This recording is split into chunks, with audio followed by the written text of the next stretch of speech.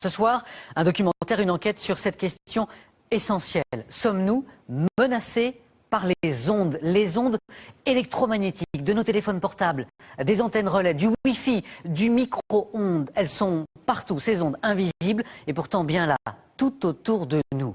En France, dans le monde, des scientifiques, des associations s'alarment. Et si ces ondes pouvaient provoquer des cancers, des troubles neurologiques? Est-ce que quelqu'un s'en souvient? Il y a 2 ans, en France, le gouvernement a organisé un Grenelle des ondes pour répondre justement aux inquiétudes. Qu'en est-il ressorti? Eh bien, à ce jour, rien. Alors, les ondes menacent-elles notre santé? Est-ce qu'on nous cache quelque chose? Pourquoi les scientifiques sont-ils aussi divisés sur cette question? Est-ce que ce sont les pressions des grands opérateurs qui expliquent l'inaction du gouvernement? Serions-nous à la veille d'un scandale majeur de santé publique comme celui de l'amiante, par exemple? Mauvaises ondes, c'est notre documentaire ce soir. Une enquête passionnante et inquiétante aussi, vous allez le voir, de Sophie Le Gall. Malgré ses demandes répétées, sachez qu'aucun opérateur téléphonique n'a accepté de répondre à ces questions. Elles sont inodores, elles sont invisibles, et pourtant elles sont bien là. Ce sont les ondes électromagnétiques. Micro-ondes, Wi-Fi, téléphonie mobile, jamais une technologie ne s'était développée aussi vite. En 15 ans, le portable s'est imposé à tous, que l'on soit adolescent ou adulte. 64 millions de portables sont en activité pour 64 millions de Français. Plus de 100 milliards de minutes de téléphone portable ont été consommées en 2009. Les technologies des ondes se sont déployées sans que les scientifiques soient certains de leur innocuité. Les chercheurs s'affrontent encore à coups d'études contradictoires. Mais certains d'entre eux sont convaincus de la dangerosité des rayonnements de ces appareils. J'utilise un téléphone, mais chaque fois que je peux, j'utilise une oreillette parce que vraiment ce que j'ai vu sous le microscope m'a fait peur.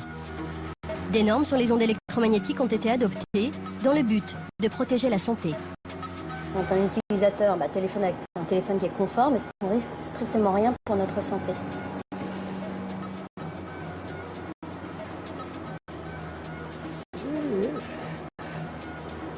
Les normes actuelles sont obsolètes. Ça veut dire qu'elles ne protègent de rien.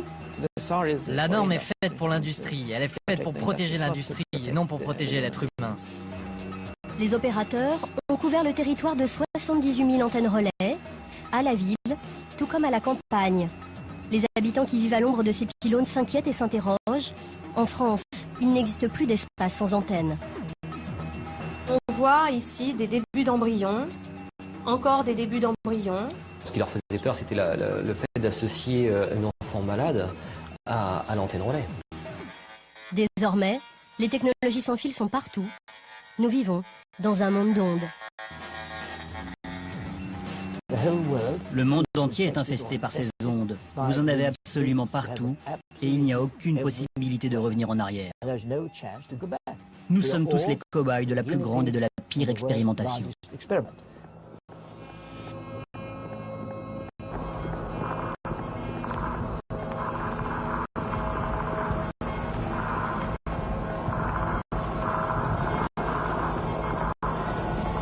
Dans nos maisons, dans nos appartements, les ondes ont envahi notre quotidien.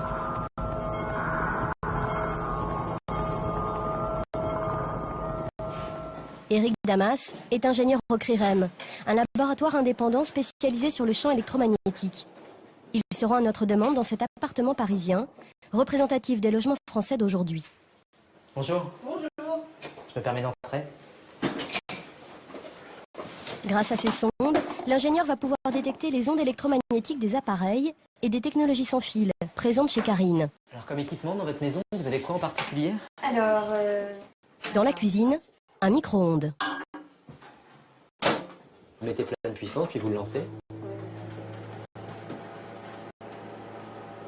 Donc là, à cette distance-là, j'ai quasiment 4 volts. Donc quand vous en servez, restez pas à proximité. 4 volts par mètre, ce micro-ondes est parfaitement dans les normes. Pourtant, les ondes émises par cet équipement inquiètent Éric Damas, tout comme ce téléphone fixe sans fil qui rayonne autant qu'un téléphone portable. Donc là j'ai 5 volts, 5,62, et forcément, quand vous téléphonez, vous mettez ça contre votre oreille. Ouais. Et en plus, sur les téléphones de maison, c'est des conversations qui ont tendance à être beaucoup plus longues. Donc, c'est une pollution que je trouve majeure. Vous dit que ça pouvait émettre? Non, j'aurais jamais imaginé. Pour moi, même s'il était sans fil, c'était complètement différent d'un portable. Hein. C'était comme un fixe. Donc, oui, non, j'aurais jamais pensé ça. Éric Damas a repéré d'autres sources de pollution à proximité du tapis de jeu. En bas, on voit un petit carré noir qui fait fonctionner le téléphone sans fil de maison.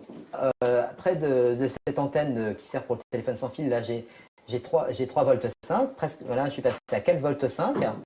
Et puis là, sur l'antenne Wi-Fi, j'arrive à du 3 volts.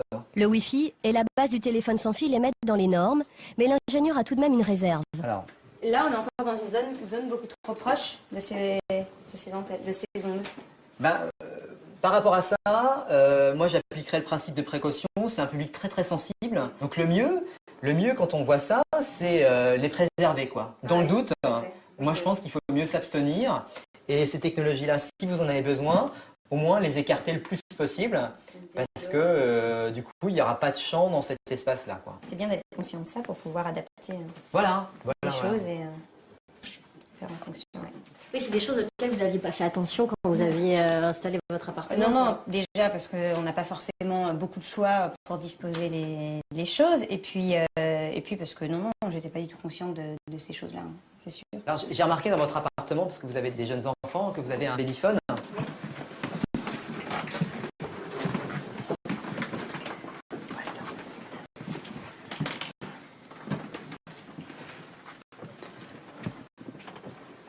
Je vais approcher l'appareil. Sur l'appareil, on a une valeur de 4 volts. C'est un émetteur donc assez puissant, on a quand même 4 volts par mètre à côté. C'est un public très jeune, excessivement jeune. Donc, par rapport à ça, par rapport à ce type de champ, c'est vrai que c'est peut-être pas une technologie très adaptée, quoi. Est-ce que là, par exemple, dans le berceau, vous trouvez combien? Donc si je me mets là, au niveau de ses pieds, j'ai quasiment 2 volts, 2 volts là. Comme la plupart des Français, Karine et sa famille ignorent tout des ondes qui les entourent. L'industrie a généré ce brouillard électromagnétique sans pour autant en informer le consommateur, et cette méconnaissance lui a permis de prospérer au-delà de ses espérances.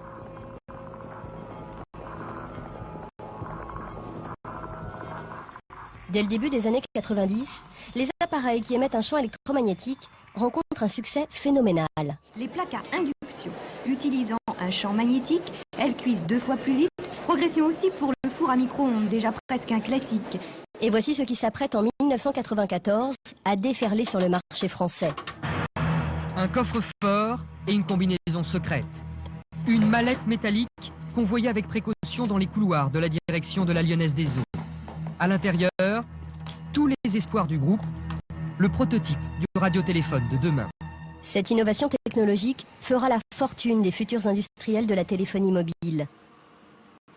La lutte est féroce car le marché est alléchant, 15 milliards de chiffre d'affaires prévus à l'horizon 2010. Face à un tel marché, les industriels ne souhaitent pas alerter la population sur les ondes émises par ces appareils. Les entreprises des ondes sont regroupées dans une fédération, la FI2E. Ils anticipent avant même l'explosion du téléphone portable les éventuels problèmes de santé publique à venir. Le 14 octobre 1994, la FI2E organise une réunion stratégique dans ce bâtiment. Étienne Sandrier préside l'association des Robins des Toits. Il lutte contre le danger des ondes électromagnétiques.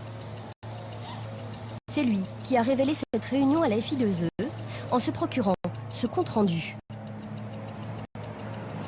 Donc le but du jeu, c'est de lancer la technologie et d'éviter qu'il y ait trop d'alertes sur le plan sanitaire.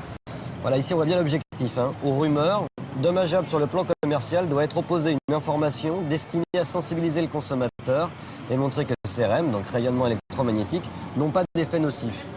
Ça, c'est le discours à faire passer. Mais quelques pages plus tard, les propos sont beaucoup moins rassurants.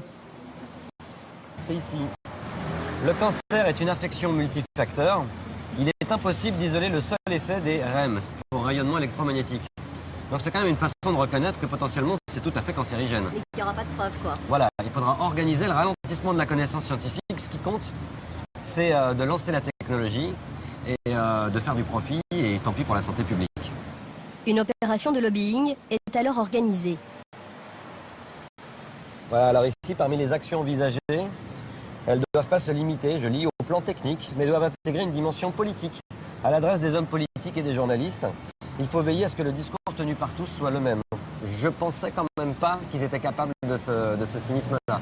D'organiser carrément la désinformation, ni plus ni moins, pour favoriser les bénéfices à court terme de l'industrie, ça m'a quand même un peu soufflé. Ouais. Nous avons rendez-vous avec l'un des scientifiques qui a participé à ces réunions. C'est lui qui avait notamment tenu ces propos. Le cancer est une affection multifactorielle. Il est impossible d'isoler le seul effet des rayonnements électromagnétiques. Il refuse de nous parler officiellement. Nous l'enregistrons en caméra cachée. Vous souvenez-vous de cette réunion? Il y en a eu plusieurs. Hein. Il y a eu une vingtaine de réunions. Et une vingtaine de réunions comme ça? Oui, à la FI2, ça durait 3 ans. Hein. Ah oui, d'accord. Donc régulièrement, vous rencontriez des industriels? Moi, oui, à peu près. Ça, ils ont peur parce qu'ils savent qu'ils sont des engins dont ils ne connaissent pas les effets. Mais ce qu'il y a, c'est que, si vous voulez, le marché a été plus vite que la recherche. La recherche, c'est long. Quand vous mettez une recherche en marche, vous l'avez pour 3 ans. En 3 ans, le téléphone portable a été multiplié par 10.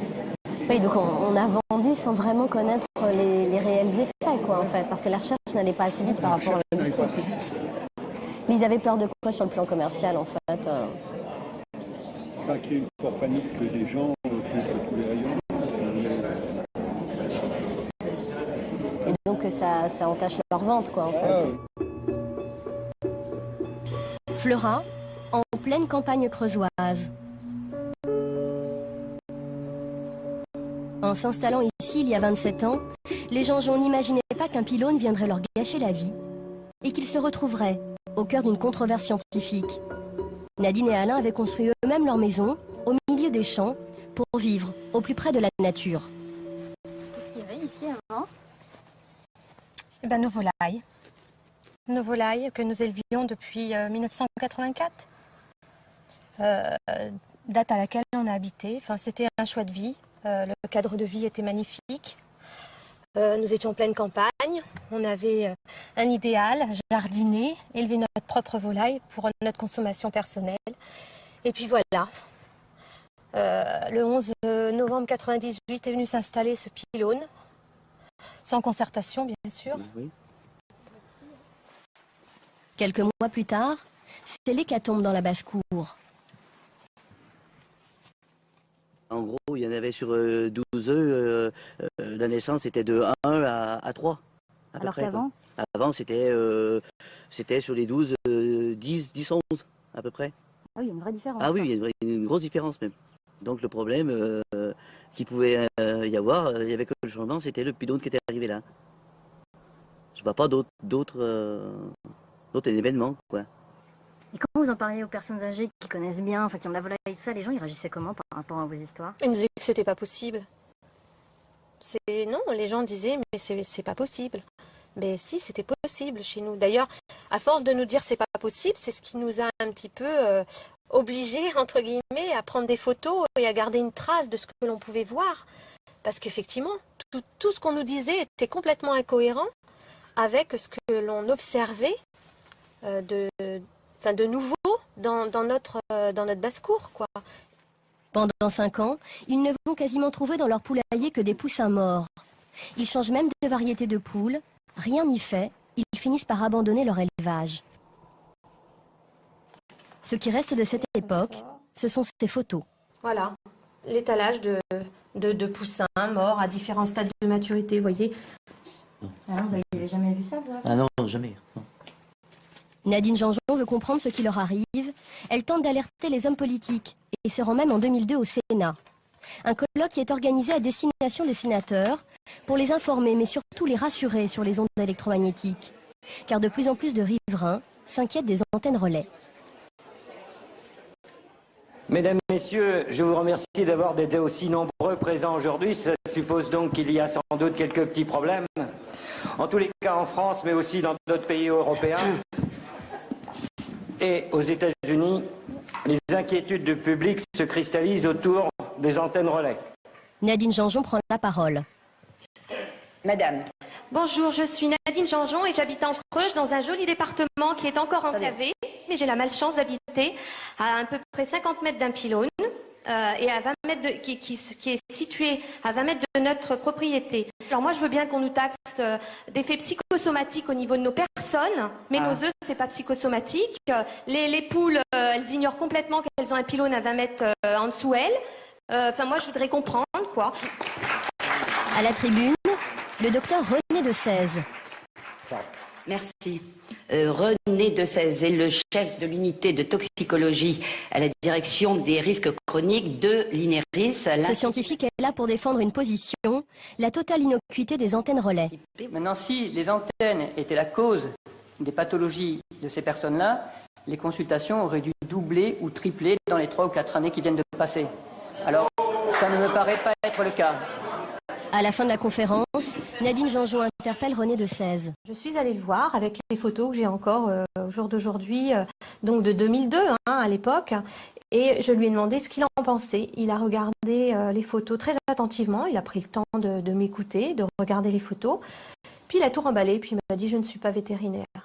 Donc voilà la réponse que j'ai eue à l'époque. Je ne sais pas quelle réponse il aurait au jour d'aujourd'hui, mais c'est vrai que quand on n'a rien cherché, qu'on se sent victime de tout ça, alors qu'on n'est absolument pas contre le progrès, c'est la grande claque. C'est la grande claque. René de Sèze ne semble pas sensible à ces problèmes. Pourtant, au même moment, il est mandaté par Bouygues Télécom pour coordonner une étude sur les embryons de poulet exposés au téléphone portable. Une étude qu'il aurait tenté par tous les moyens de discréditer. Cette étude, c'est le professeur Madeleine Bastide qui la lance la première à la fin des années 90. Aujourd'hui décédée, cette immunologiste de la faculté de Montpellier expose des embryons de poulet à un téléphone portable qui émet en permanence pendant les 21 jours de couvaison. Et les résultats qu'elle obtient sont édifiants. Voici le dispositif, le téléphone est donc au-dessus des œufs. Les œufs qui vont mourir vont être identifiés par des carrés noirs.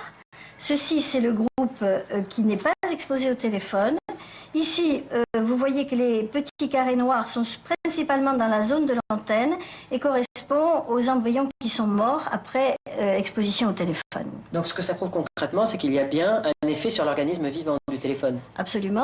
Il faut certainement dire que les embryons de poulet sont particulièrement sensibles, que nous sommes dans une situation vraiment intense d'utilisation du téléphone, mais il y a bien un effet biologique qui va jusqu'à la mort des embryons. L'étude fait scandale. C'est la première fois en France qu'un scientifique montre la dangerosité des ondes émises par le téléphone portable. À la suite de cette découverte, Madeleine Bastide aurait subi des pressions. La chercheuse se confie alors une autre collègue scientifique. Celle-ci préfère aujourd'hui parler anonymement de ces menaces qui l'avaient choquée. Il faut s'énerver, il faut comme téléphone. Arrêtez de faire ça, faites tout le monde, l'économie n'est pas comme vous pensez, c'est pas la réalité, machin, vous êtes dans la vraie vie. Hein. Vous savez plus prendre quelle forme, par exemple Moi, j'ai pas oublié, c'est mort, voilà. Mais qu'elle avait reçu par téléphone, non Par téléphone, un courrier, des choses comme ça. Ah, elle recevait aussi du courrier, ouais. Nadine Janjon, de son côté, décide de s'adresser à Madeleine Bastide. J'entre en contact avec elle directement par téléphone. J'ai trouvé une dame charmante qui a été très attentive, qui, elle, en tout cas, n'était pas indifférente à notre cause et m'a dit, en fait, j'ai l'impression que vous êtes en train de reproduire avec des antennes ce que moi je fais avec un téléphone. Les deux femmes entretiennent une correspondance. Dans ses lettres, la scientifique explique qu'elle a le sentiment d'être sur écoute.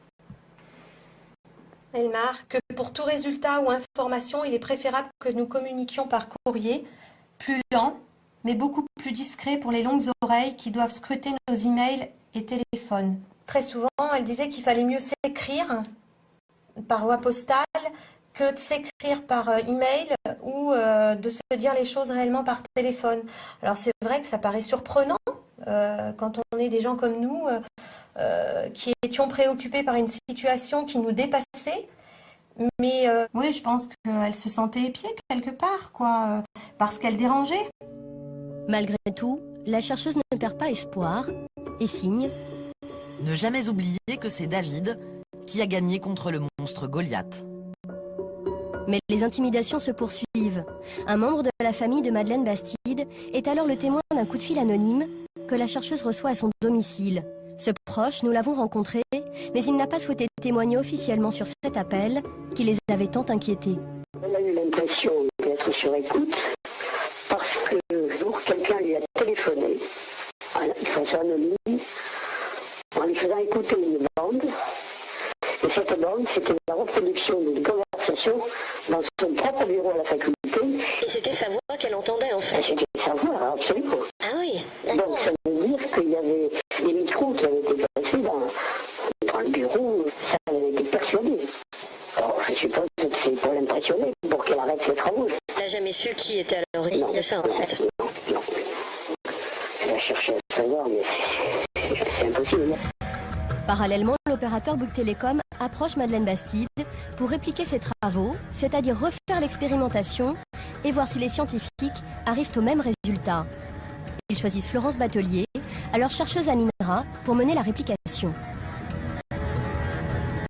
J'ai été contactée par René Decèze, qui avait été lui-même nommé par la société Bouygues Telecom pour constituer un groupe afin de répliquer les travaux de Madeleine Bastide.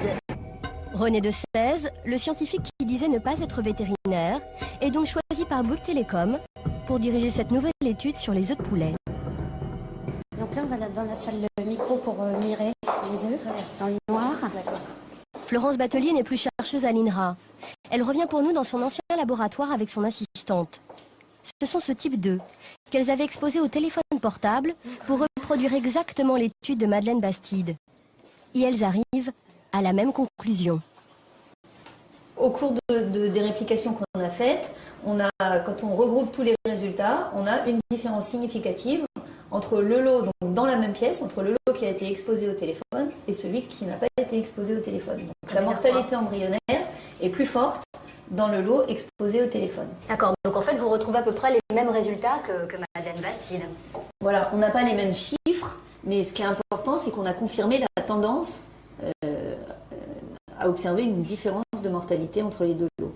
Donc ce qu'on voit, c'est effectivement l'effet du téléphone portable néfaste sur le vivant. Sur un organisme vivant, tout à fait. Ces résultats vont mettre 6 ans à sortir. Ils ne seront publiés qu'en 2008, sans publicité dans la communauté scientifique.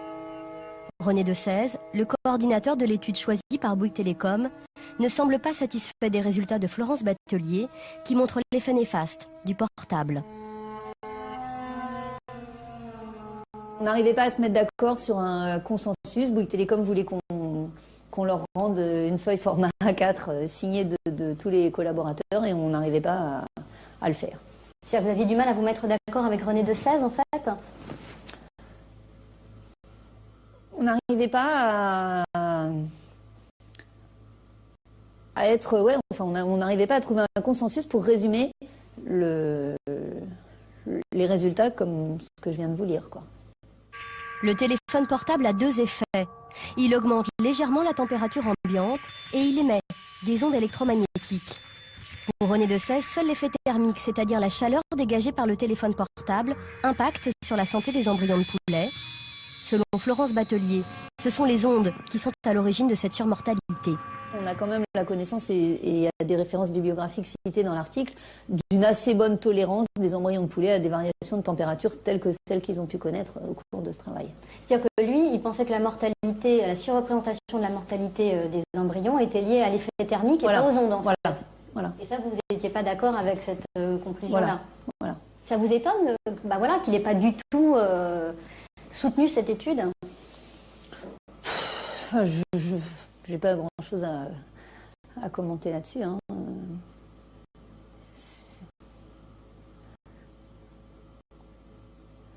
Non, là, ça aurait été plus simple de travailler sans lui, peut-être. Pour le proche de Madeleine Bastide, qui avait suivi le déroulé de l'étude financée par Bouygues Bouygues Télécom, René de Sèze aurait tout fait pour ralentir l'expérimentation de Florence Batelier. De Sèze a tout fait pour freiner des cas de fer. C'est-à-dire? Il a contesté certains protocoles de l'expérimentation en disant oui, mais la chambre d'incubation n'est pas comme ceci, n'est pas comme cela, ou la bonne température, c'est pas la bonne température. Enfin, il a cherché par tous les moyens de freiner. Parce qu'il voyait quand même que, en gros, ça se confirmait. Donc il cherchait par tous les moyens à démontrer qu'en fait, ça se confirmait, mais les règles étaient faussées au départ. C'est une certitude qu'il a cherché à taquiner le système. Qui est ce scientifique choisi par Bouygues Télécom?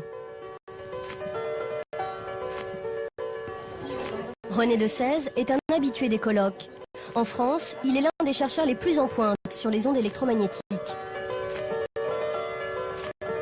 Devant un parterre de scientifiques et de cadres de la téléphonie mobile, il expose une étude qu'il vient de mener sur l'une des dernières innovations de l'armée.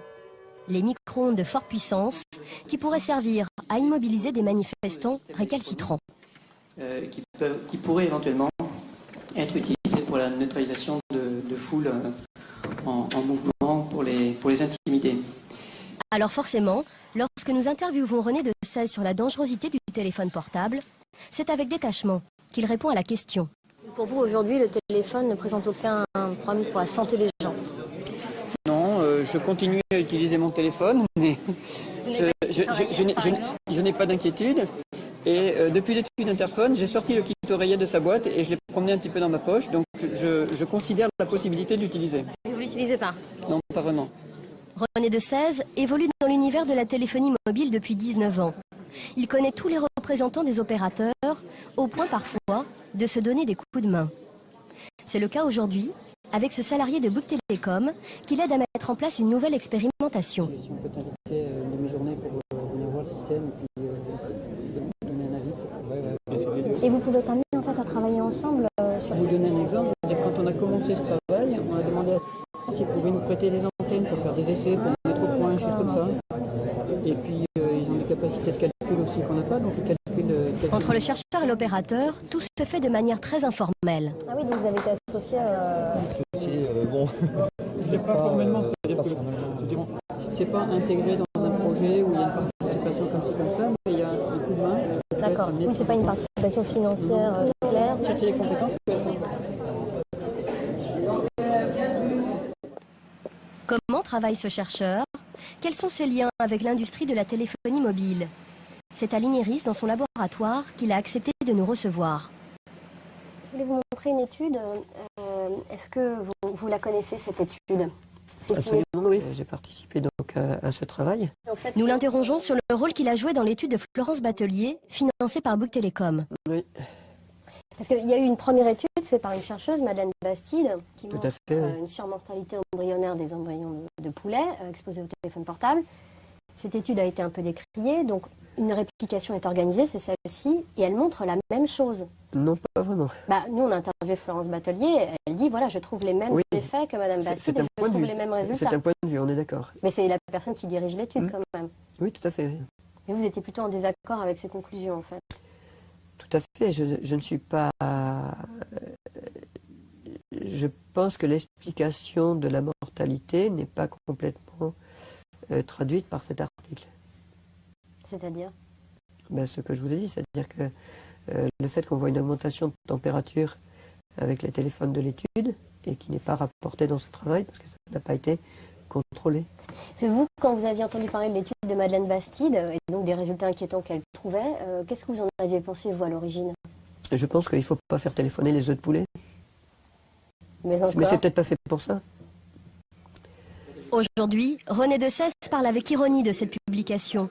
Mais une fois l'interview terminée, il confie que Bouygues Télécom craignait la médiatisation de cette étude, très embarrassante pour les opérateurs. Ce que ça donne. Je pense qu'ils sont plus inquiets du retentissement médiatique que ça pourrait avoir, si c'était le cas, que du résultat lui-même, qui, après, dont les retombées dépendent du bruit médiatique que ça fait ou pas. Là, ils sont tranquilles, parce que c'est totalement passé inaperçu. Oui, c'est bon.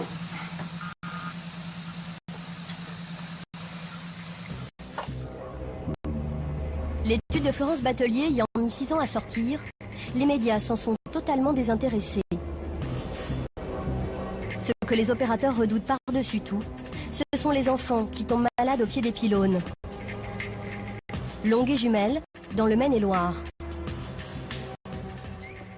En 1997, Jean-Christophe Prétoré a lui aussi vu poindre du jour au lendemain, et sans concertation, un pylône au bout de son jardin.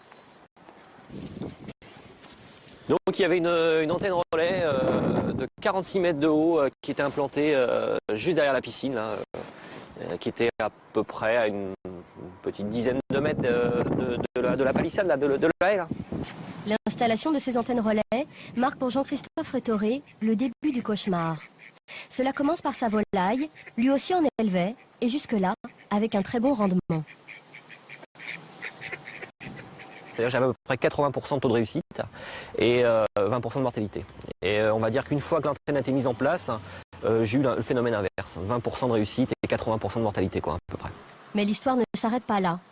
Quelques mois après la mise en service des antennes relais, sa petite fille Lucie, de 2 ans, tombe malade. Elle a une leucémie. Avec sa femme, il garde un souvenir douloureux de cette époque. Le dossier de... Oui, sur l'antenne. Sur l'antenne. Mauvaise période, ça. On peut les regarder aujourd'hui, mais par un moment, on avait du mal à les regarder, quoi. Il commence à s'interroger sur les causes de la maladie de Lucie. Et on avait quand même eu beaucoup de choses qui étaient assez bizarres dans les mêmes moments. C'est-à-dire, pour avoir notre première fille, on n'avait eu aucun souci. Pour avoir notre deuxième, Lucie, ma femme a fait plusieurs fausses couches.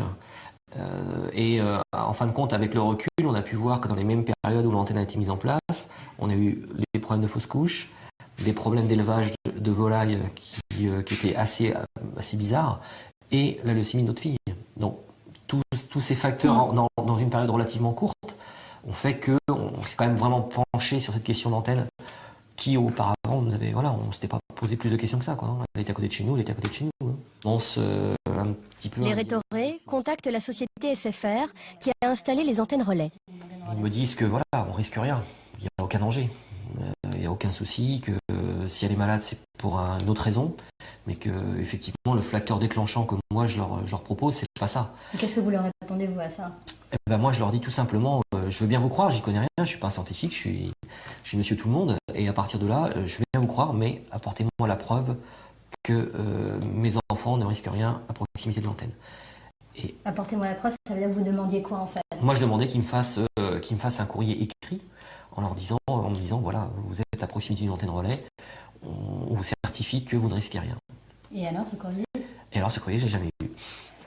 Jean-Christophe Rétoré et son épouse continuent de se battre. SFR les convoque alors en septembre 2001 dans ses locaux pour leur faire une proposition. Quand on arrive là-bas, en fin de compte, ils nous annoncent qu'il nous faut une proposition de rachat de notre maison. Donc on est un petit peu abasourdi par rapport à ça. Et en même temps, ils nous présentent un courrier qui est ici, mais qui est un courrier qui est déjà préparé, qu'on doit recopier, dans lequel il est stipulé que, en fin de compte, on s'engage à vendre notre maison. Et en contrepartie, on s'engage aussi à ne plus communiquer avec les médias concernant ce dossier.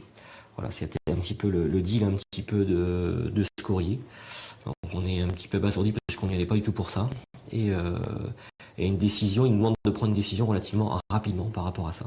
Donc vous l'écrivez sur place Donc sur place, en fin de compte, on recopie exactement ce qui est déjà en modèle, quoi. On a un modèle pour faire ce courrier, quoi. Et donc on recopie ligne à ligne, mot à mot, tout ce courrier, quoi. Donc c'est marqué, c'est pourquoi mon épouse et moi-même avons pris la décision de déménager de Longuet Jumelles. Nous tenons à vous préciser que si notre proposition est acceptée rapidement, nous nous abstiendrons de participer à l'avenir à tout débat et à toute communication sur les antennes de téléphonie mobile, car l'essentiel pour nous est de retrouver au plus vite la sérénité dans notre vie familiale. Voilà. Ce qui leur faisait peur, c'était le fait d'associer un enfant malade à l'antenne relais. Donc là, pour nous, ça nous a paru très clairement, très rapidement, qu'en fin de compte, ce qu'ils ne voulaient pas être associés, à la maladie d'un enfant. Finalement, le rachat de la maison ne se fera pas. Les employés de SFR expliqueront aux Rétoré que la direction à Paris a fait machine arrière. En contrepartie, SFR démonte l'antenne. Le pylône de 46 mètres tombe en 2003. Jean-Christophe Rétoré filme leur victoire et sa petite fille Lucie.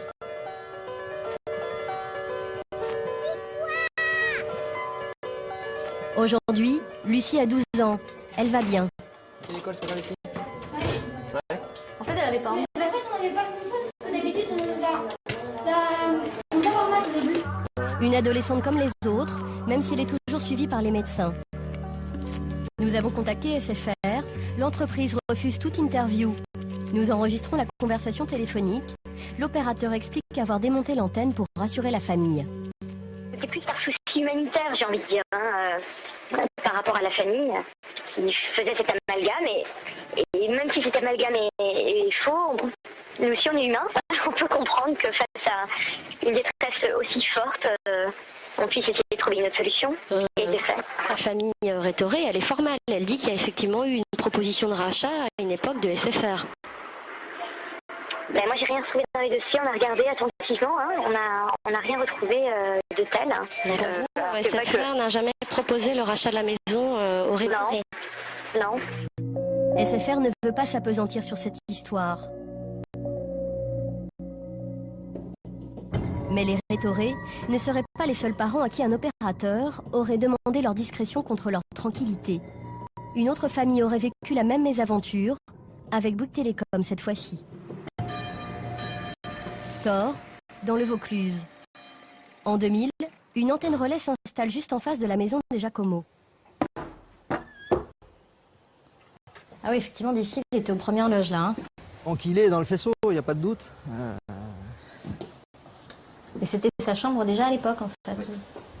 Un an plus tard, son fils de 4 ans développe un lymphome, un cancer du ganglion lymphatique. Marc Giacomo ne sait pas si cette maladie est due aux antennes, mais le doute s'installe. D'autant qu'il tombe sur un article de presse espagnole qui parle de cas similaires à proximité d'un pylône.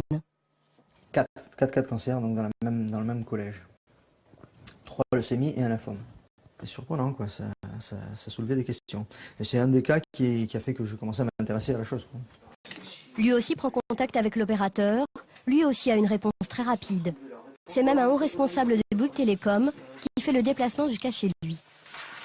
Ils sont extrêmement sensibles au cas de notre enfant, qu'ils continuent à être convaincus, bien évidemment, que les antennes ne sont pour rien dans la maladie de mon fils. Mais qu'en revanche, le fait que cette affaire puisse être médiatisée, etc., ça arrange les affaires de personnes, y compris de la science d'ailleurs, et que donc ils feront l'effort, aussi pour nous être agréables, parce qu'ils comprennent notre désarroi, de déplacer les antennes plus loin de chez nous, donc, et si possible, le plus loin possible des habitations, quoi. Mais bon. Et en échange, je vous demande quoi? D'être discret, en revanche? Le marché, c'est si marché il y a, parce que c'est pas écrit, il n'y a pas de contrat. Hein. C'est effectivement que du coup, puisqu'il n'y a plus d'antenne dans le coin, et que j'ai eu ce que je souhaitais, puisque c'était ça que je souhaitais, qu'on en parle le moins possible, quoi. Donc c'est quand même le démontage de l'antenne en échange de votre silence. C'est un peu ça, oui. C'est un peu ça. Qu'est-ce que vous avez pensé à l'époque de ce marché, entre guillemets? Moi, je suis dans une situation, je ne peux pas le refuser.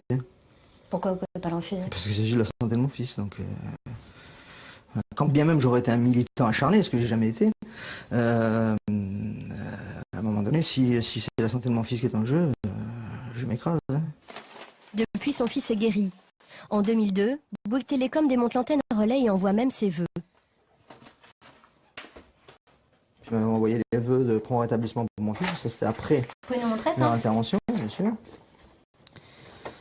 Voilà, meilleurs vœux pour cette nouvelle année. Que celle-ci vous apporte, ainsi qu'à votre famille, en particulier à Pierre, tout ce que vous pouvez en attendre, bien cordialement. Nous avons contacté Bouygues Télécom. Le haut responsable qui s'était rendu chez les Giacomo est depuis parti à la retraite. L'opérateur dit ne plus avoir de traces de ce dossier et refuse donc d'en parler. Mais cette année-là, un peu partout en France, des riverains d'antennes relais s'alarment. La colère gronde, l'État se doit de légiférer. Résultat, ce sont des normes peu contraignantes qui vont être adoptées quelques mois plus tard, et cela en toute discrétion. Le décret qui réglemente les antennes relais, le voici. Les antennes de téléphonie mobile peuvent émettre en fonction des gammes de fréquences entre 41 volts et 61 volts par mètre. Des valeurs très importantes comparées à d'autres pays européens qui à ce moment-là ont déjà adopté des normes d'exposition dans les lieux de vie 10 fois moins élevées. Luxembourg, 4 volts par mètre. Suisse, entre 4 et 6 volts par mètre. Italie, 6 volts par mètre. La liste des ministres français à avoir signé ce décret est longue. Le Premier ministre, les ministres de l'Industrie, de l'Économie, de l'Emploi, de l'Intérieur, de la Défense, des Transports, de la Culture ou encore de la Santé. Un seul d'entre eux manque à l'appel, et pas des moindres, le ministre de l'Environnement. Pourquoi Yves Cochet, aujourd'hui député vert, n'a-t-il pas à l'époque signé? C'est le fameux décret Le fameux décret. qui réglemente Oui. les normes sur les antennes relais. Oui. Et là où je suis un petit peu étonnée, c'est que votre nom n'y figure pas, alors qu'il y a de nombreux noms de ministres. Est-ce que vous pouvez nous expliquer pourquoi à l'époque vous ne l'avez pas signé? Oui, en effet. Eh bien, comme il est indiqué, si je me souviens bien, ce décret est marqué fait à Paris le 3 mai 2002. Retenez bien cette date parce que on se souvient du 21 avril 2002. Il est 20h, c'est un coup de tonnerre.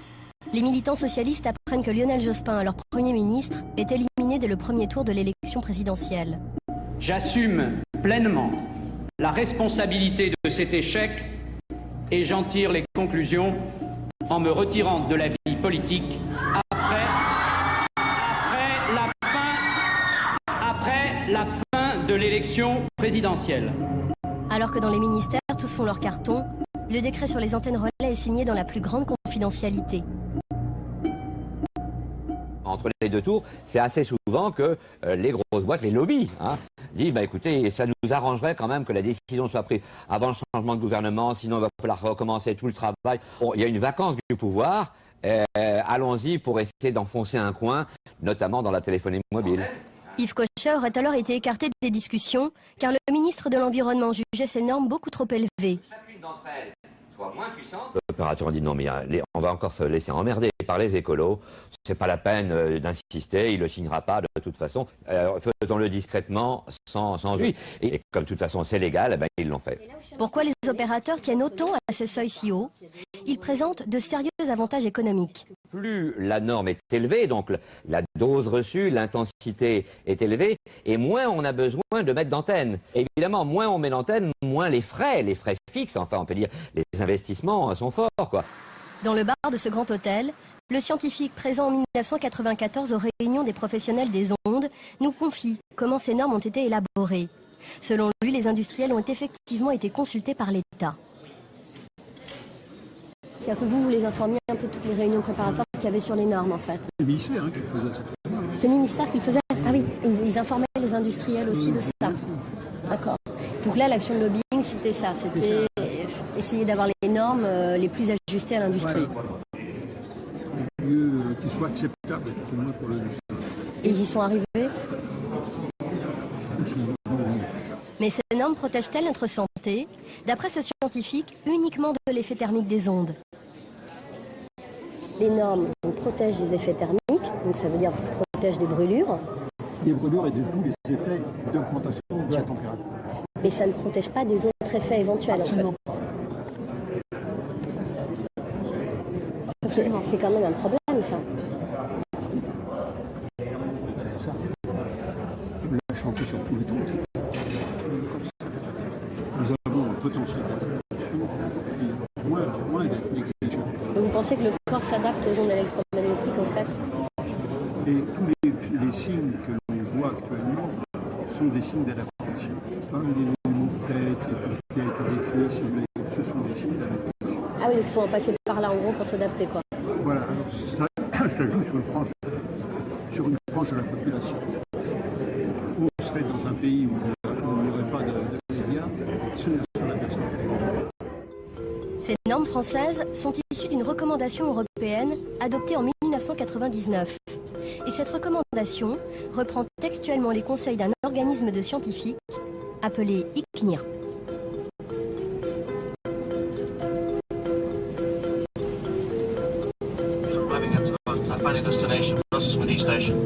Aujourd'hui, bon nombre de députés européens remettent en cause ces normes qu'ils jugent non protectrices pour la santé. société.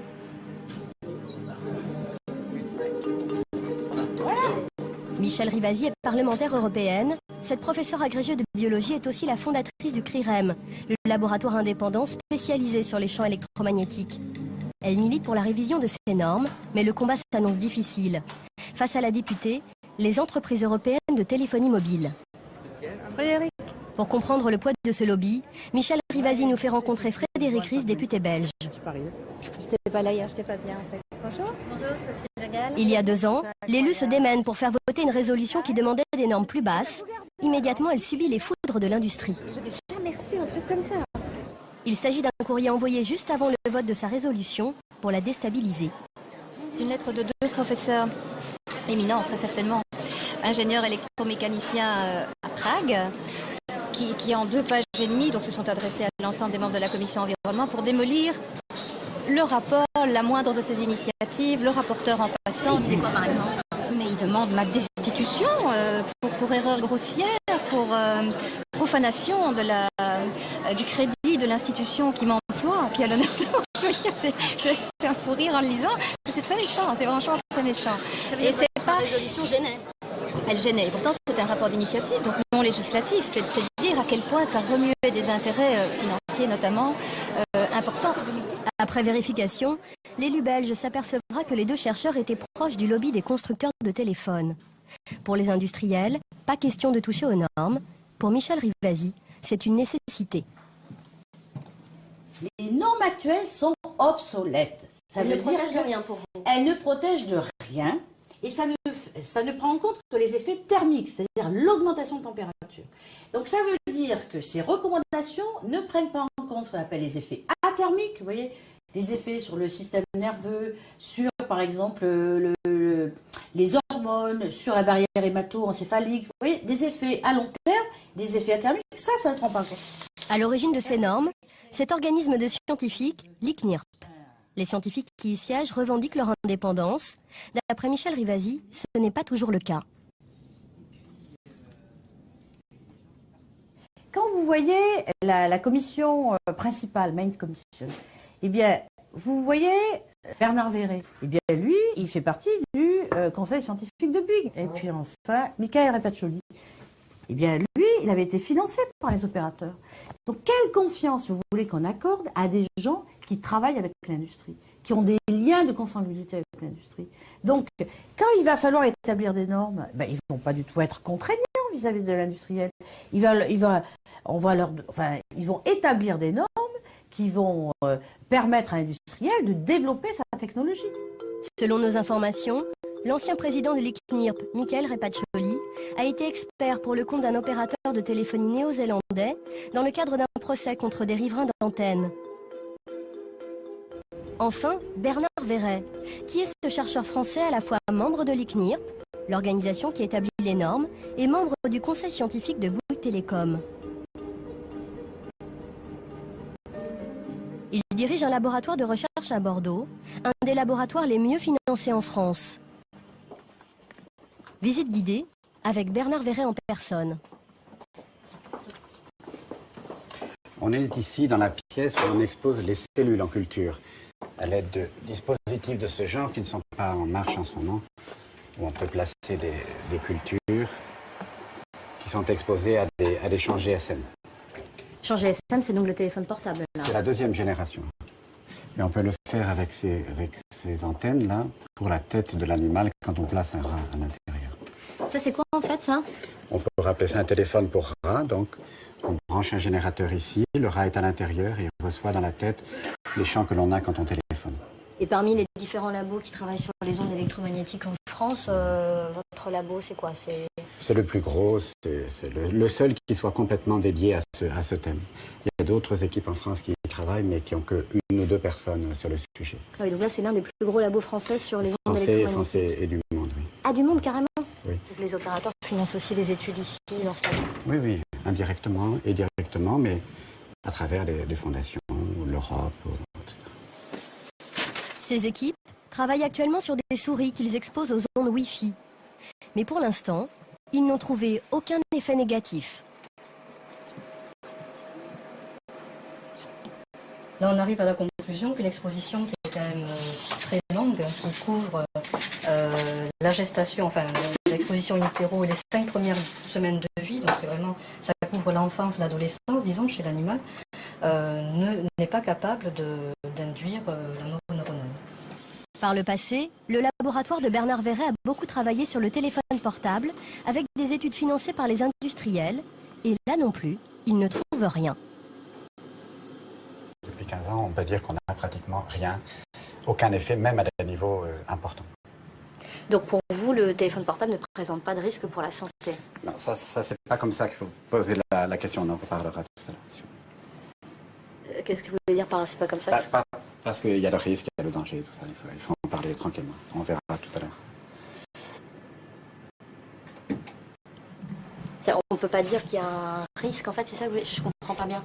Non, je sais, mais c'est parce qu'il faut en parler avant que je le réexprime, on va en parler, on va s'asseoir et en parler. Manifestement, aborder la dangerosité du téléphone portable agace Bernard Verret, qui souhaite faire une mise au point.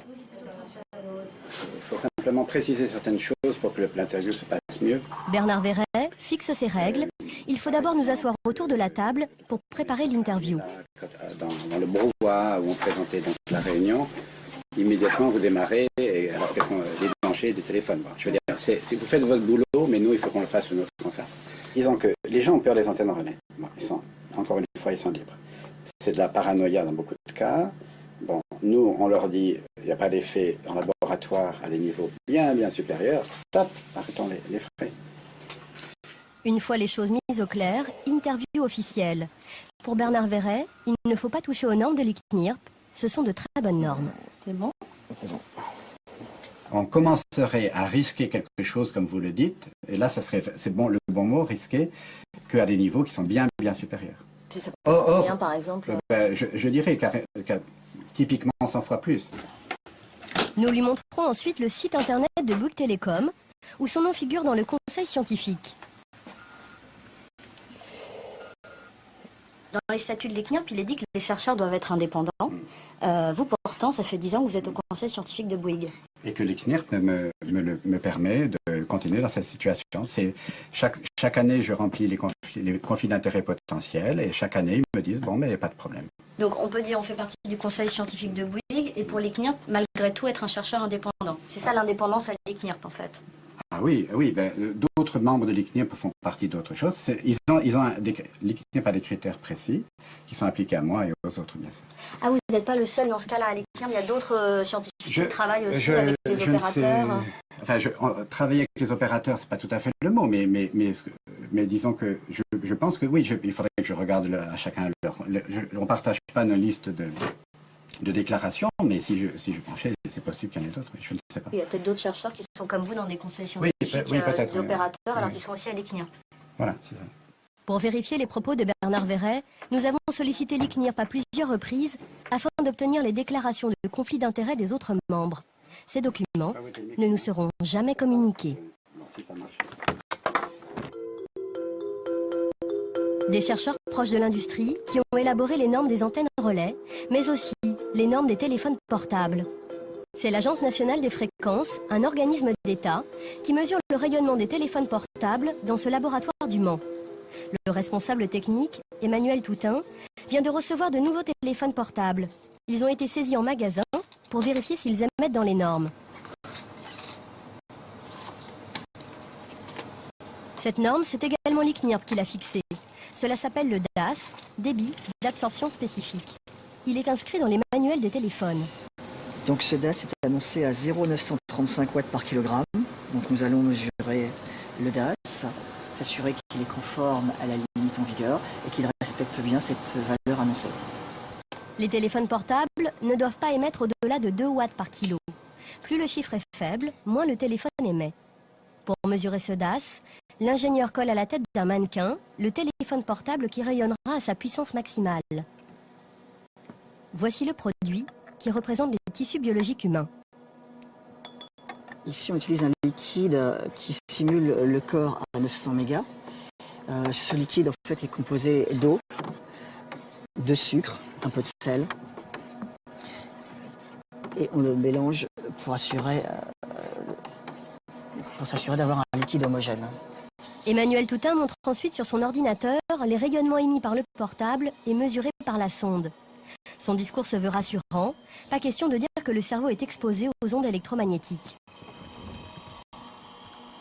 Et donc tout ce qui est en jaune, c'est le rayonnement le plus fort. Le plus intense, effectivement. Donc ça va être quoi la partie du cerveau la plus touchée en fait? Alors là, en l'occurrence, on va être au niveau de la joue. Les vendeurs de téléphonie mobile informent-ils correctement le consommateur sur ce DAS? Nous nous rendons dans plusieurs enseignes en caméra cachée. Cette norme doit être affichée dans les magasins. C'est ce chiffre, inscrit en tout petit. Mais les vendeurs sont plus à l'aise pour vanter l'aspect technique des portables que pour informer sur ce DAS. Résolution 5000 pixels d'ailleurs sur ce modèle-là. Faire des vidéos, écouter de la musique aussi. Ça devient de plus en plus un standard. Et c'est quoi là, ça, le DAS là? Qu'est-ce que c'est ce chiffre? Un indice qui n'a pas de valeur encore aujourd'hui confirmée. C'est plutôt à l'appréciation d'un tout un chacun. Et ça c'est quoi ça? De quoi? DAS, ça veut dire quoi ça? Quand on est connecté au réseau, c'est comme le Wi-Fi, ça a des ondes, ça a une fréquence. Et donc du coup ça passe par votre corps, ça passe par votre cerveau. Il y en a qui téléphonent tout le temps de ce côté-là, donc du coup ils ont les cheveux plus de ce côté-là, des choses comme ça. Non, on va rigoler là. Non, c'est vrai, il paraît que quand on téléphone toujours de l'autre côté, les cheveux ils poussent plus de ce côté-là. Quoi? Bonjour. Dans les magasins indépendants, le DAS n'est même pas affiché et souvent les vendeurs n'en ont jamais entendu parler.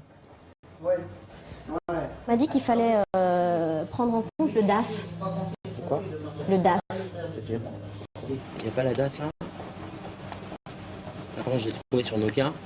Ouais, et là, vous ne me demandez pas ce que ça veut dire. 0,41, boîte, kilo, je sais pas quoi. Une moyenne du DAS, enfin une mauvaise moyenne, on va dire, c'est 1,8. Ah, il ne faut pas un téléphone à 1,8. Non, il ne faut revanche... pas passer un téléphone qui fasse plus de 1,5. 1,5 c'est l'énorme. Ah, d'accord. 1,6 c'est trop. 8 c'est beaucoup trop. Mais bon, en même temps, il n'y aura pas de grand chose. Hein. Merci à vous. Merci. Au laboratoire du Mans, Arnaud Miquel, président de l'Agence nationale des fréquences, s'est déplacé spécialement pour nous, ainsi que son attaché de presse. Elle prend en note tous nos échanges. Ils ont préparé avec soin leur intervention, comme le montre ce document interne que nous nous sommes procurés. Déterminer le message à faire passer. Anticiper les questions sur la base des informations qui circulent sur Internet, c'est la culture de base des journalistes. Mais le président de la NFR, chargé de faire respecter les normes, semble bien embarrassé lorsque nous abordons l'aspect sanitaire de ce seuil. Quand un utilisateur téléphone avec un téléphone qui est conforme, est-ce qu'on risque strictement rien pour notre santé?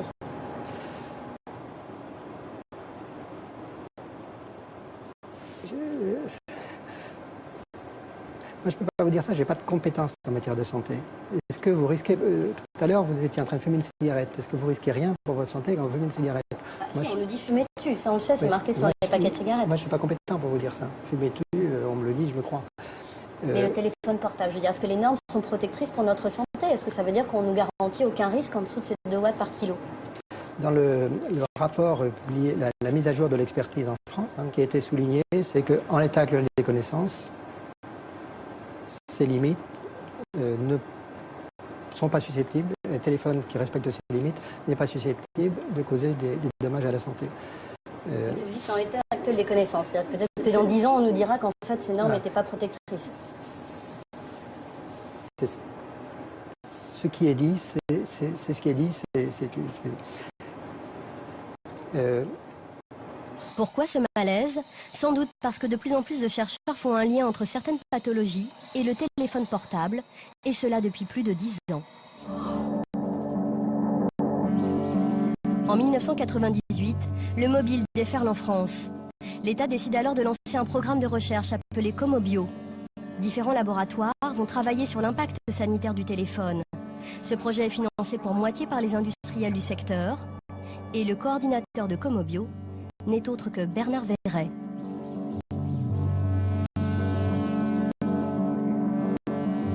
À l'INSERM de Montpellier, Alain Privat faisait partie des équipes de Comobio.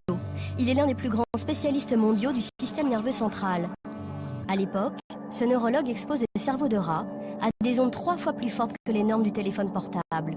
Au bout de 15 minutes, il voit apparaître des lésions. Il poursuit l'expérimentation en baissant l'intensité des ondes.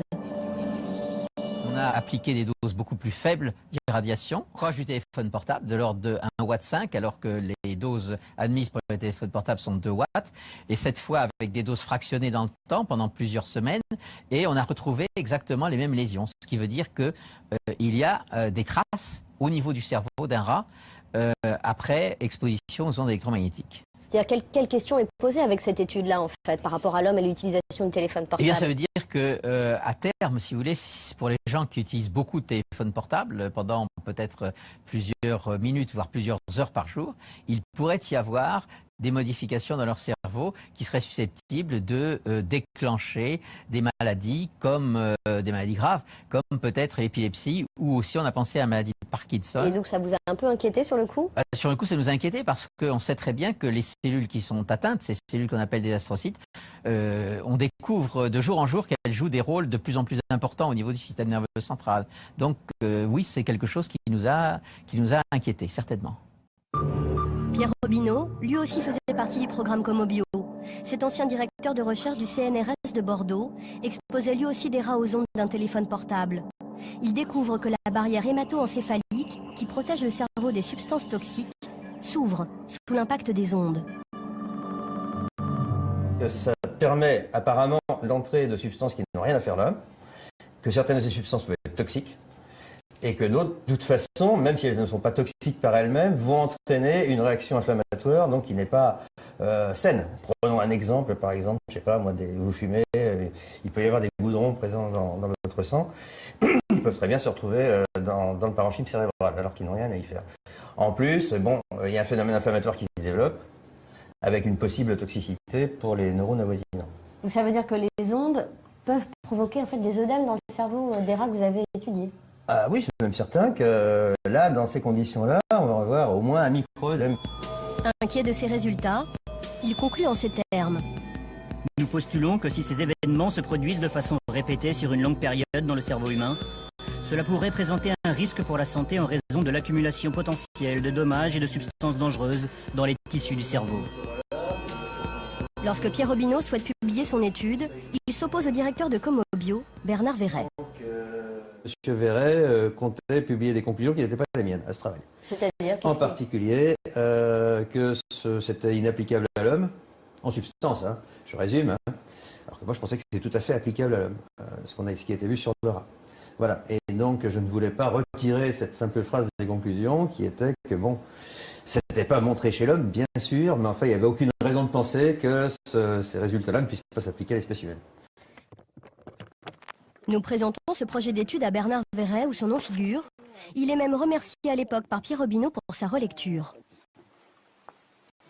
Et qu'est-ce qui vous dérangeait à l'époque justement dans son étude? C'était qu'effectivement il posait la question sur l'homme. Est-ce qu'effectivement, parce qu'il dit ça peut être problématique pour l'homme, les résultats que j'ai trouvés. C'est une interprétation. Moi je m'en tiens au fait. Je lui ai dit c'est pas probant au niveau scientifique, on ne peut pas publier, je pense que ça n'aurait pas été accepté. Bon, on arrête là. Et donc comme aucun accord n'a été trouvé à ce sujet, et que M. Verret m'avait dit que je pouvais publier donc mes conclusions à moi, mais qu'il retirait son nom et celui de son laboratoire, dans ce cas-là, du travail, ça rendait la publication quasiment impossible, sauf pour moi à accepter finalement les conclusions de M. Verret et ne pas publier les miennes. Voilà. L'étude de Pierre Robineau ne sera donc jamais publiée. Alain Privat, de son côté, veut poursuivre ses recherches pour exposer plus longtemps les rats aux ondes électromagnétiques. Mais il n'obtiendra pas les budgets nécessaires. On n'a pas pu continuer parce que les crédits, si vous voulez, qui étaient des crédits publics ou semi-publics, publics-privés, n'ont pas été renouvelés. On a fait une demande qui n'a pas été retenue. Et on vous a dit pourquoi? Alors on n'a pas dit pourquoi, mais bon, j'ai pu savoir de façon indirecte que finalement les résultats que nous avions obtenus n'étaient pas exactement ceux que l'on attendait. C'est-à-dire C'est-à-dire que bon, l'idée de départ était de montrer que ces ondes électromagnétiques étaient d'une innocuité totale, et c'est pas ce que nous avons montré. Donc vous aviez dérangé avec votre étude? On peut le dire. Au final, les deux études du programme Comobio qui montraient les effets néfastes des ondes du téléphone portable n'aboutiront jamais. La France n'est pas le seul pays à s'interroger sur les effets des champs électromagnétiques. En Suède aussi, les chercheurs trouvent. Un scientifique suédois arrive au même résultat que Pierre Robineau. Il découvre lui aussi que les ondes du téléphone portable provoquent des œdèmes dans le cerveau des rats. Lund, une ville universitaire du sud de la Suède. Dès 1999, l'étude de Leif Salford fait grand bruit. Le neurochirurgien est très fier de montrer à Bertil Persson, avec qui il avait mené l'étude, cette une d'un quotidien français. Tu veux voir cette vieille une de Libération? Tu te rappelles quand on a fait la une après notre publication de 1999? Tu vois le cerveau là? Splash. C'est très classe ce splash. Oui, c'est assez classe, oui. Les Français ont été assez intéressés par ce que nous avions trouvé il y a maintenant si longtemps. Ces études qui ont porté sur 1600 rats ont été financées sur fonds publics. Sur les coupes de cerveau des animaux, l'impact du téléphone portable est très clair. Ici, vous pouvez voir le cerveau d'un animal exposé à 2 heures de téléphone. Vous pouvez voir qu'il a de l'albumine répartie dans le cortex du cerveau, et il y en a plein. Et c'est donc reconnu que l'albumine en dehors du tissu cérébral n'est pas bon pour le cerveau. On peut voir la même configuration dans les tissus de personnes atteintes d'épilepsie. Ce n'est pas bon pour le cerveau et nous avons montré que les cellules meurent dans le cerveau.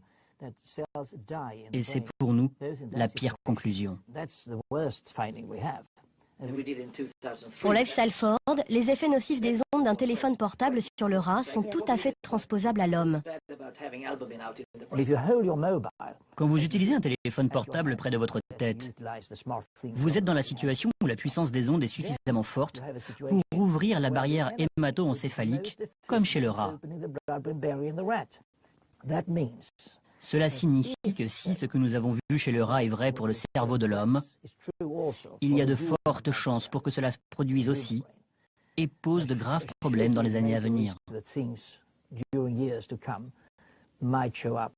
Cela pourrait altérer la mémoire, le fonctionnement des gènes, occasionner des fuites d'albumine et réellement endommager vos neurones. Ce que Leif Salford voit au microscope sur le rat, un autre chercheur suédois affirme l'avoir vérifié sur l'être humain grâce à des études épidémiologiques. Ce professeur a publié plusieurs études qui ont fait trembler l'univers de la téléphonie mobile.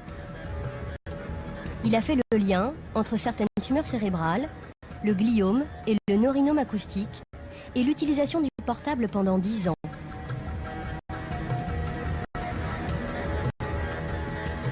Örebro, à moins de 200 km de Stockholm. À l'hôpital universitaire, l'épidémiologiste travaille depuis la fin des années 90 sur les ondes grâce à des financements publics. Lénard Tardel a étudié un panel de 7000 patients auxquels il pose des questions sur leur habitude d'utilisation du portable. Nous avons des questions sur quel type de kit main libre avez-vous, quelle oreille utilisez-vous, principalement la droite, la gauche ou les deux. Et ces résultats sont édifiants. Dans notre étude, nous avons montré qu'il y a un doublement du risque de tumeur cérébrale du type gliome, qui est ici sur la photo, proche du téléphone portable. Et aussi le neurinome acoustique dans la même zone. Et il y a un double risque si vous utilisez le téléphone du même côté pendant 10 ans, à compter d'1 heure d'utilisation par jour.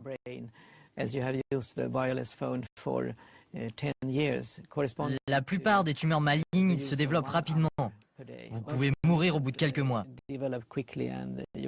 D'ailleurs, beaucoup de patients de la première étude sont morts ou sont trop malades pour participer à notre nouvelle étude.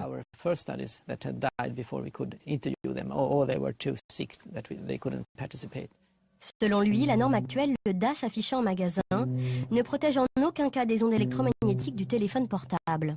Le DAS ne reflète pas la réalité. Il est beaucoup trop haut. Le DAS est fait pour l'industrie, il est fait pour les protéger et non pas pour protéger l'être humain. Mais ce qui le préoccupe le plus, c'est l'exposition des enfants. Voici des simulations numériques de crânes de différentes tailles. À rayonnement égal, les ondes qui pénètrent le cerveau d'adulte sont encore plus présentes dans le cerveau d'un enfant de 10 ans et encore plus dans celui d'un enfant de 5 ans.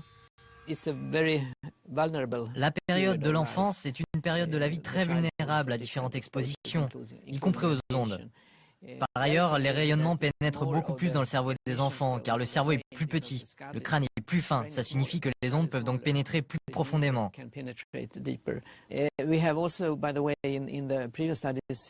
Nous avons montré dans notre précédente étude, et de manière constante, que les personnes qui ont commencé à utiliser le téléphone portable avant 20 ans ont 5 fois plus de risques de développer des tumeurs cérébrales. Depuis 2003, le professeur Ardel tire la sonnette d'alarme sur l'utilisation du téléphone portable. La même année, l'agence française chargée de veiller sur la sécurité sanitaire, l'AFSE, rend son premier avis sur le portable et les antennes relais, un rapport très rassurant. D'après ce rapport de l'Agence française de sécurité sanitaire, les antennes relais sont mises hors de cause. Laurence Ragon. Quant au téléphone portable, rien n'indique à ce jour que son utilisation soit liée à l'apparition ou au développement de cancer. Mais les scientifiques reconnaissent que les recherches sont encore insuffisantes. Parmi les principaux experts qui l'ont rédigé, René Dessèze et Bernard Verret. En 2005, nouveau rapport de l'AFSE et toujours les mêmes conclusions, toujours aussi rassurantes. En ce qui concerne les effets sanitaires éventuels des stations de base, le groupe d'experts retient qu'aucune nouvelle étude n'apporte d'éléments indiquant de tels effets. Quelques mois plus tard, un colloque se tient au Sénat sur l'indépendance des experts. Stéphane Kerkhoff de l'association Agir pour l'environnement est présent. Il pose une question anodine sur l'AFSE qui va déclencher un scandale sanitaire. On a quand même énormément de critiques à vous faire parce que les premiers rapports que vous avez pu faire sous votre autorité, notamment sur la téléphonie mobile, étaient un haut lieu du lobbying. À la tribune, le président du conseil d'administration de l'AFSE. Contre toute attente, il désavoue le rapport de sa propre agence. Vous dites, bon, l'expertise sur la téléphonie mobile, ne nous plaît pas. L'expertise sur la téléphonie mobile n'a jamais suivi ni de près ni de loin les règles que l'AFSE s'est fixées à elle-même. Donc c'est une expertise que je considère comme président du conseil d'administration comme n'existant pas. N'étant pas le fait de l'AFSE, parce qu'elle ne correspond pas au texte que le conseil d'administration lui-même a voté.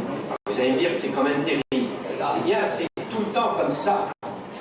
Stéphane Kerkhoff et Janine Le Calvez de l'association Prix Artem qui milite pour une meilleure implantation des antennes relais n'en reviennent toujours pas de cette réponse si franche. J'ai pas vu cet extrait, mais c'est saisissant. Finalement, on se dit qu'on a enfin réussi à obtenir la vérité. C'est que les experts de l'AFSET à l'époque étaient totalement liés directement au lobby de la téléphonie mobile et que l'expertise qui faisait ressortir une certaine unanimité de façade, laissant supposer qu'il n'y avait absolument aucun risque, était totalement dictée et sous l'influence des opérateurs de la téléphonie mobile. L'affaire fait grand bruit. L'IGAS, la police du ministère de la Santé, est saisie pour mener une enquête. Les inspecteurs vont aller de découverte en découverte. D'abord, ils constatent des liens entre les experts de l'AFSE et l'industrie qui finance leurs recherches. Là, par exemple, René Dessèze, dans son laboratoire, a été financé par Bouygues Télécom et Envoi TDF, et la Groix. France Télécom, Alcatel, Bouygues Télécom. Même Martinours, France Télécom, Bouygues et SFR. L'un d'entre eux est même un ancien salarié d'Alcatel, constructeur de téléphones. Et enfin Bernard Verret, membre du conseil scientifique de Bouygues Télécom. Ça, c'est énorme. Mais ce qui retient l'attention des enquêteurs de l'IGAS, c'est ce document. Public document. En fait, c'est une publicité financée par Orange. Il faut le voir en petit, en collaboration avec Orange, qui a été diffusée dans le cadre d'une revue Impact Médecine, qui est donc diffusée auprès des médecins. Cette revue à destination des médecins est financée par un opérateur, explique que les antennes relais et le portable ne sont pas un danger pour la santé. Et ce sont les experts de l'AFSE, comme René Dessèze ou Bernard Verret, qui s'expriment. Pour les inspecteurs de l'IGAS, leur participation à ce numéro d'Orange jette le trouble sur leur indépendance. Les inspecteurs généraux ont critiqué cette collusion, on dirait, entre l'opérateur Orange et les experts, et le manque, je dirais, d'éthique et de déontologie des experts. Qui se permettent de participer à une revue financée par Orange, participer au conseil scientifique de Bouygues Télécom, pendant qu'ils mènent une expertise, ça montre bien le côté totalement... il y a une impunité totale et vraiment fonctionnement en vase clos.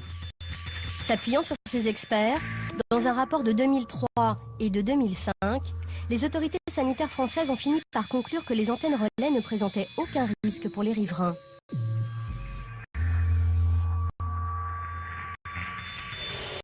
Pourtant, ici à Tassin-la-Demi-Lune dans le Rhône, la justice en a décidé tout autrement. Cet après-midi, des techniciens démantèlent un pylône alors que les antennes relais émettaient parfaitement dans les normes. C'est Florence Lagouge, appareil photo à la main, qui est à l'origine de la plainte. C'est un moment historique là. Oui, c'est un moment qu'on attendait depuis longtemps. Cette antenne relais Bouygues Télécom disparaît de son paysage après 5 ans de combats acharnés. C'était une étape de notre vie et vraiment on a lutté contre cette antenne. On a eu la chance d'avoir ce qu'on voulait aujourd'hui, qu'elle se démonte. Mais ça n'a pas été gagné d'avance et ça a été un dur combat. Et tous les riverains d'antenne peuvent vous le dire. C'est pas facile et c'est vraiment une violation de sa propriété que d'avoir ça qui s'installe à proximité de chez soi. Ils en sont où là? Ça y est, ils l'ont posé. Ses voisins avaient négocié avec l'opérateur l'installation du pylône dans leur jardin contre rémunération. Selon nos estimations, un emplacement d'antenne relais peut se louer annuellement entre 3 000 et 40 000 euros, en fonction de la rareté des sites et de la densité urbaine aux alentours. Il faut savoir quelque chose, c'est qu'on était en très bon terme avec nos voisins. Et ce qu'on a trouvé un petit peu fort, c'est qu'ils ne nous ont absolument pas prévenus. Mais c'était quoi l'intérêt pour eux en fait? Ils avaient signé un bail de 15 ans, donc 15 ans, une grosse somme tous les mois. Bon bah écoutez, oui effectivement, on peut comprendre que ça fasse fléchir. Les Lagouges craignent pour leur santé, ils décident d'attaquer l'opérateur pour tenter d'obtenir le démontage. Voilà le dossier, ou du moins une partie du dossier. Et ces photos là, c'est quoi? Alors ça, ce sont les photos qu'on a prises à la construction de l'antenne. Mais ça ressemble à un sapin. Il a été maquillé en sapin, ce qui fait que j'avoue que c'est beaucoup moins agressif qu'une antenne classique. La famille gagne en première instance, Bouygues Télécom fait appel et les Lagouges gagnent de nouveau en appel. Le tribunal a estimé, s'agissant du risque sanitaire, que exposer son voisin contre son gré à un risque certain et non pas hypothétique comme prétendu en défense constitue un trouble de voisinage dont le caractère anormal tient au fait qu'il porte sur la santé humaine. Écarter le risque dans le cas présent ne peut s'obtenir que par l'enlèvement des installations. Voilà. Donc il nous donnait raison, effectivement.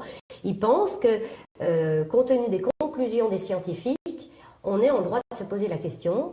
Et si on est en droit de se poser la question, on n'a pas le droit de nous l'imposer. Et en quoi ce jugement est si important que ça, en fait? Ce que le gouvernement ne faisait pas, ce qu'une loi ne faisait pas, le juge l'a fait. Le combat de Florence Lagouge, c'est Richard Forget qui l'a remporté. Cet avocat spécialiste des antennes relais est devenu la bête noire de l'industrie de la téléphonie mobile. Il collectionne les plaintes contre tous les opérateurs. Ça, c'est tous les dossiers d'antennes relais qu'on traite au cabinet qui concernent à peu près tous les opérateurs. Vous avez le trio là Le trio complet, tout le monde est là. Vous pouvez nous montrer quelques noms d'opérateurs? Vous avez SFR, Bouygues, Orange, SFR et Orange, Bouygues. Vous avez là, il s'agit des 3 opérateurs aussi. Lorsque les Lagouges gagnent en appel en 2009, Bouygues Télécom ne désarme pas, l'entreprise se pourvoit en cassation. Mais quelques mois plus tard, l'opérateur renonce à aller au bout de la procédure, craignant que cette affaire ne fasse jurisprudence. Une surprise pour Maître Forget. On était était assez serein. On espérait d'ailleurs qu'il y ait une décision.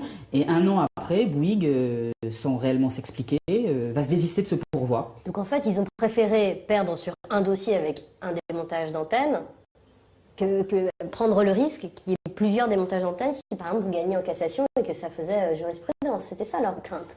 Oui, je pense que c'était ça leur crainte. Bon, encore une fois, je n'ai pas pu lire les échanges de mes confrères avec leurs clients, mais je pense que c'est ça qui a dû prévaloir. Il faut savoir qu'installer une antenne, c'est très compliqué. La démonter, ça prend aussi un peu de temps et beaucoup d'argent. Trouver des nouveaux sites, je dirais pas de mission impossible, mais c'est très difficile, surtout depuis l'hyper-médiatisation de ces problèmes liés aux antennes relais au téléphone portable. Donc, bien évidemment, ils n'ont pas envie que tout cela se répande comme une traînée de poudre sur tout le territoire et qu'on compte les antennes, les unes après les autres qui seraient démontées. Face au juge qui impose le démontage des antennes relais, le gouvernement tente d'apaiser les craintes des opérateurs en organisant la même année un Grenelle des ondes. Dans cette voiture aux vitres fumées, la ministre de l'écologie, Nathalie Kosciusko-Morizet. C'est elle qui est aujourd'hui en charge de l'épineux dossier des ondes, un sujet qu'elle connaît bien. Il y a 6 ans, alors qu'elle était jeune députée UMP, elle avait ardemment défendu l'abaissement des normes. Dans une proposition de loi, elle demandait même que les antennes relais émettent à 0,6 volts par mètre au lieu des 41 volts actuels. La ministre n'a pas souhaité que nous la filmions en pleine réunion avec les opérateurs et les associations. Est-ce que vous pensez qu'il faut actuellement baisser les normes actuelles sur les antennes relais? Aujourd'hui, ce sur quoi on travaille, c'est évaluer l'exposition actuelle. C'est assez compliqué, des antennes, il y en a plusieurs, origines d'exposition aux ondes. Donc, évaluer l'exposition actuelle et par des expérimentations, regarder comment on peut techniquement, économiquement baisser l'exposition. Donc on n'est pas en train de baisser les valeurs limites, on est en train de regarder si c'est possible, tout simplement. Mais est-ce que vous pensez qu'il faut baisser les normes actuelles? Aujourd'hui, on n'a aucun indice, si vous voulez, qui nous permette de conclure, il n'y a aucune preuve, que l'exposition aux antennes relais pose un problème pour la santé. Parce que vous, en 2005, vous étiez favorable à ce qu'on baisse les normes. Moi, je suis convaincue que si c'est techniquement et économiquement possible, c'est des questions qu'on doit se poser. Il n'y a pas de preuve aujourd'hui que l'antenne relais nuit à la santé, mais il y a une inquiétude qui traverse la population sur l'exposition aux ondes. Elle élude la question. Nous lui montrons alors sa proposition de loi de 2005. Et vous, donc, vous êtes pour une norme à 0,6 volts, comme vous l'étiez en 2005? Je vous le refais? Non, mais c'est la question, effectivement. La ministre ne souhaite pas revenir sur cette proposition de loi qu'elle avait portée 6 ans plus tôt. En revanche, les normes actuelles, elles ne semblent pas y porter beaucoup de crédit. En termes de réglementation, parce que là actuellement la réglementation c'est par exemple 41 volts par mètre, ça fait partie des normes actuelles. Est-ce que vous pensez que ce sont des bonnes normes? Pour moi, le 41 volts par mètre aujourd'hui ne signifie plus grand-chose. Oui, mais c'est pourtant la norme actuelle en France. Mais oui, mais ça ne signifie plus grand-chose. Quand vous regardez l'exposition ville par ville, en fait on est très loin du 41 volts par mètre. Mais alors pourquoi on garde ces normes? Alors pourquoi on baisse pas les normes? Je ne vous dis pas qu'il faut forcément les garder, mais simplement il faut aller au bout du processus d'expérimentation qui est en cours. Aujourd'hui, 41 volts par mètre, ça ne signifie plus rien, en fait. Ça veut dire qu'en tant que ministre de l'écologie, vous allez essayer de faire évoluer les normes? Ça va faire partie de vos engagements? Vous êtes complètement obsédé sur ce sujet. Non, mais c'est une question importante. Je vous dis que la importante, norme de 41 volts par mètre, aujourd'hui, elle ne correspond plus à rien. Selon la ministre de l'écologie, cette norme ne correspond donc plus à rien. Bien sûr. Au revoir. Mais pourtant, il n'est pas question de la changer.